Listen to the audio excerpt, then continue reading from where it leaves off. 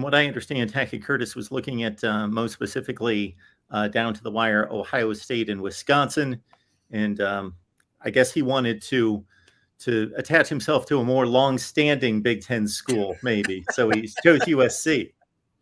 Well, this is the thing, right? That if we're talking about 2023, 2024 recruits, they're going to play most of their years in the Big Ten. So, this is reasonably a Big Ten recruitment. So USC beat out fellow Big Ten schools, Ohio State and Wisconsin. I mean, that's not a joke. That's real. Tackett Curtis is going to spend most of his career as a Big Ten athlete, not a Pac-12 athlete. So, this is a Big Ten recruiting battle. I mean, it's true. It's not false. It's true. This is the new world. And so, but to be serious for a moment, to be able to beat out Ohio State after getting Big Ten membership for an elite player such as this, a top 100 linebacker, one of the top 5 or 6 players in the state of Louisiana, that's a big deal. And you're doing this nationally. This is truly a national score. It's neutral ground in terms of USC versus Ohio State going into Louisiana. You're battling on neutral turf, being able to win a battle.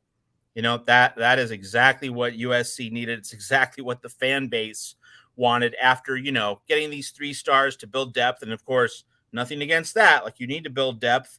This year's roster doesn't have as much depth as it really needs. So building those 3-star depth pieces is great. But yeah, we've got to bring in the 4 stars, got to bring in the 5 stars.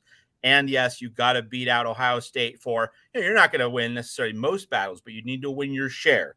And so Lincoln Riley gets one on the board against Ryan Day and Ohio State. So that's a real pick-me-up for USC at this point in not just the recruiting cycle, but in terms of everything that's going on in the larger college sports world.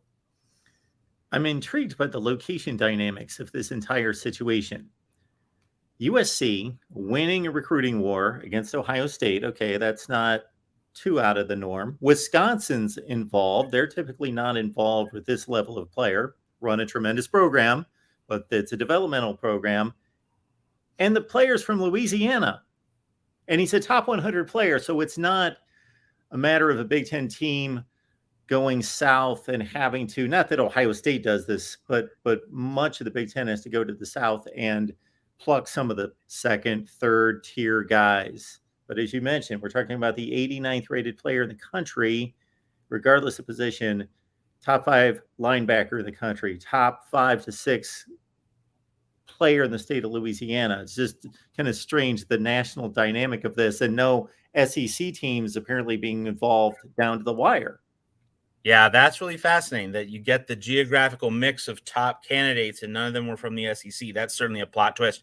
But, for historical perspective, and I'm, just full disclosure, I'm not a recruiting guru in any way, shape, or form. I don't follow that part of the college football industry too closely, but I certainly am aware that Pete Carroll won his share of recruiting battles in Louisiana.